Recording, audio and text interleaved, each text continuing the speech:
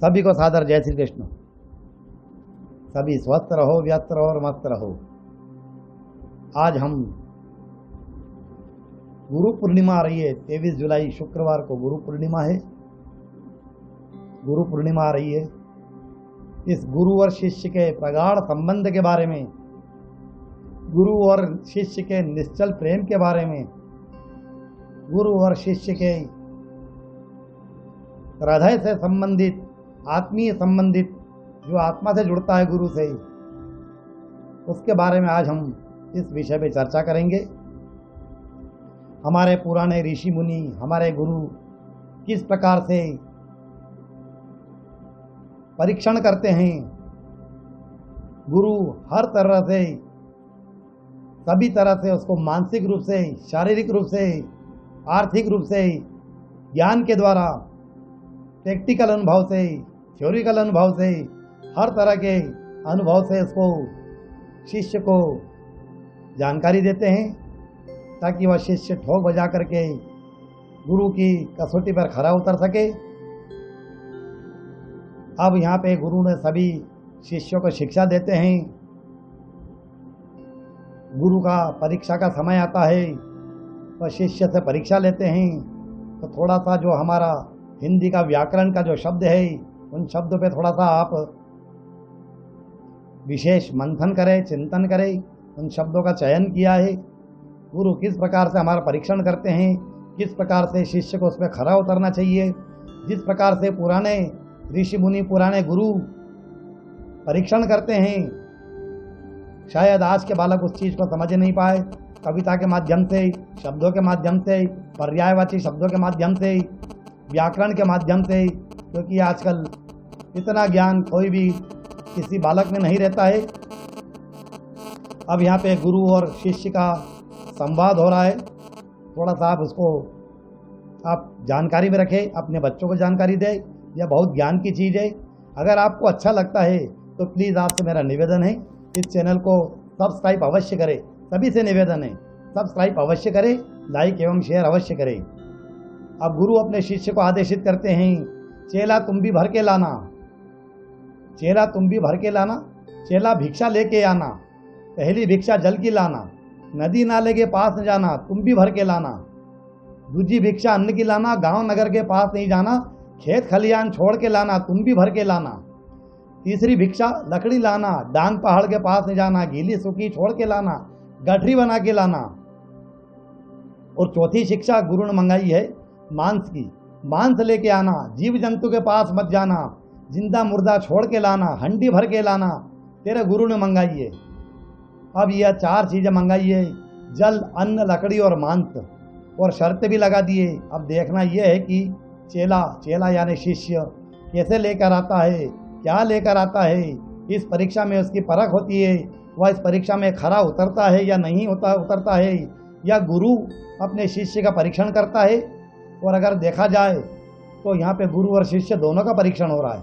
गुरु ने उसको आदेशित किया है, शिष्य उसको लेके आएगा। गुरु ने उसको इतना ज्ञान दिया है तो शिष्य का भी दिमाग चलना चाहिए। जल लेके आना, पहला उसको बोला है तुम भी भर के लाना। सबसे पहले तो आप ही समझिए, तुम भी भर के लाना।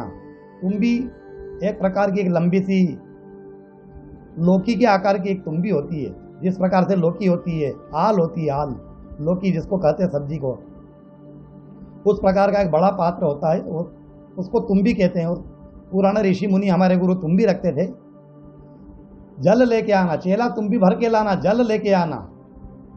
बारिश का भी नहीं होना, कुएं का भी नहीं होना, बावड़ी का नहीं, तालाब का नहीं, नदी का नहीं, झरने का नहीं, बारिश का नहीं। अब आप अभी आज के किसी बच्चे से कहो तो वह नल का भी बोलेगा कि प्रभु नल का भी नहीं बोला तो नल का लेके आए। नल का भी नहीं लेके आना, मटके का भी, आरओ का, किसी का भी नहीं लेके आना। मतलब सीधा सीधा प्रश्न है यहाँ पे कि आपकी दृष्टि से जो गोचर हो रहा है, जो आपकी दृष्टि के द्वारा जो दिख रहा है, जो विदित हो रहा है, उस स्रोत से नहीं लेके आना है। जैसे आपको झरना दिख रहा है तो दृष्टि का स्रोत है, दृष्टि गोचर हो रहा है, दिख रहा है, झरना है, नदी है, तालाब है, बारिश है, बावड़ी है, कुआं है, उनका जल लेके नहीं आना। चेला तुम भी भर के लाना, जल लेके आना है तुम्बी में। दूसरा है अन्न लेके आना है, तो अन्न भी किसी खेत से, खलिहान से, किसी गांव से, नगर से, किसी के घर से लेके नहीं आना है। भिक्षा नहीं मांग के लाना है, बस अन्न लेके आना है। लकड़ी भी मंगा रहे हैं तो जंगल पहाड़ छुड़वा रहे हैं, बिखरी हुई भी ना हो, बंदी हुई हो, कसी कसाई हो। मांस भी मंगा रहे हैं तो जीव जंतु से दूरी बना के रखना का कह रहे हैं, जिंदा मुर्दा से दूर रहना है, उनका नहीं होना है।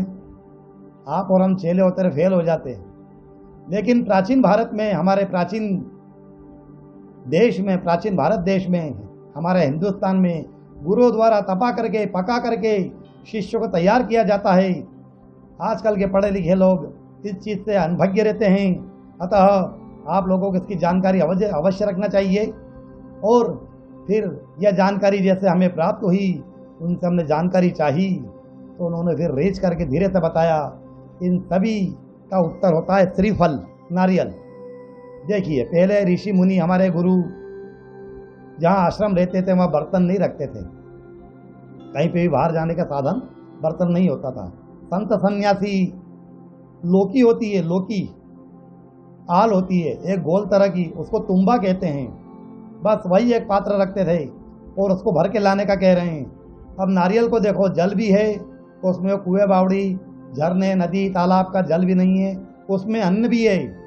अद्यते इति अन्नम, जो खाया जाए अन्न है, लेकिन खेत खलियान गांव शहर का किसी के घर का नहीं है। और उसमें लकड़ी भी है, ऊपर खोल है और अंदर से गीली भी है, बाहर से सूखा भी है। गीली सूखी छोड़ के लाना, दोनों को अलग अलग करके लाना। गीली भी है, सूखी भी है, और एकदम बंधा हुआ भी, बंधी हुई लेके आना। गठरी बांध के लाना, बंधी हुई भी है। और अंतिम में कहते हैं मांस लेके आना। मांस में आप यहाँ पे थोड़ा सा विशेष ध्यान दें। इस मांस शब्द के कारण शास्त्रों के जानकार, शास्त्रों के जो थोड़े से अनभिज्ञ रहते हैं, जानकारों को जानकारी रहती है लेकिन जो थोड़े से अधूरी जानकारी रहती है, उनके बहुत अनर्थ हो जाते हैं। वहाँ पे फलानी के मांस का कह दिया तो मांस के बारे में वहाँ पे भी थोड़ा सा प्रसंग आया कि कुमारी का मांस। अब कुमारी वहाँ पे हमारे आयुर्वेद में शब्द है कि कुमारी का मांस, फलानी बीमारी में कोई एक बीमारी होती है, फलानी बीमारी में कुमारी का मांस बहुत फायदेमंद होता है, तो उसका भी गलत अर्थ निकाल दिया कि कुमारी यानी कोई कुंवारी लड़की का मांस बता दिया गया, तो उसके बहुत अनर्थ हुए। वहाँ उसका ये अर्थ नहीं होता है। 3 महीने तक उसका सेवन किया जाता है कुमारी का मांस का।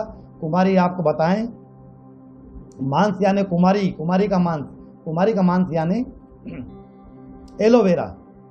एलोवेरा जिसको कहा जाता है आजकल सभी ग्वार पाठा भी कहते हैं बहुत से लोग। ग्वार पाठा नहीं समझते हैं कितने लोग। ग्वार पाठा होता है, वह सभी बहुत सारी बीमारियों में काम आता है।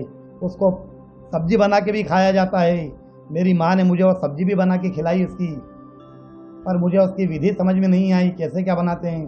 वो माँ के साथ ही चीज़ चली गई। बाकी जो जानकार है, जैसे हमारी धर्मपत्नी है, हमारे जो परिचित है, उनको जानकारियाँ हैं, वो बना के उसका अंदर से खिलाते हैं।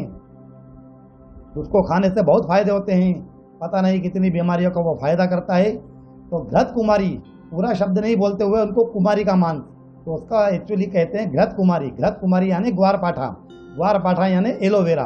उसके गूदे को मांस की संज्ञा दी गई है। इस गूदेदार फल को मांस कहा गया है। गुरु भी तो यही मंगा रहे हैं, गूदेदार फल। चेला नारियल लेके आता है, गुरु का प्रसाद पाता है आशीर्वाद के रूप में। कितना रहस्य छुपा हुआ है पुरानी कहावतों में। बुजुर्गों के पास बैठ करके उनके सानिध्य में, हमारे ऋषि मुनियों के सानिध्य में, हमारे बड़े बुजुर्गों के सानिध्य में, हमारे बड़े बुजुर्ग भी गुरु हैं। गुरु का अर्थ या दूसरे निकाल लेते हैं, कोई बाहर का गुरु। पहला गुरु माता पिता, गुरु की संज्ञा उनको ही दी जाती है। इसलिए गुरु हमारे परिवार में ही निकलते हैं। बाहर के भी गुरु रहते हैं, पर हमारे परिवार के गुरुओं का भी उनका संस्कार लेना चाहिए, उनसे जानकारी लेना चाहिए। उनके जीवन के जितने प्रैक्टिकल अनुभव होते हैं, जितने थ्योरिकल अनुभव तो हर कोई दे देगा, प्रैक्टिकल अनुभव बहुत मुश्किल से मिलते हैं। और हमारी यह पीढ़ी, अंतिम पीढ़ी, पवित्र पीढ़ी, जो हमारे गुरु, हमारे परिजन है, हमारे बुजुर्ग है, यह पीढ़ी दुनिया को अलविदा कहे उसके पहले ही इनसे अपने अनुभव ले लेना चाहिए। चेला तुम भी भर के लाना। अगर आपको सभी को यह जानकारी अच्छी लगी हो तो मेरा आपसे निवेदन है, मेरे चैनल को सब्सक्राइब अवश्य करें, लाइक एवं शेयर अवश्य करें। सभी स्वस्थ रहो, व्यस्त रहो, मस्त रहो। सभी को सादर जय श्री कृष्ण, जय श्री कृष्ण।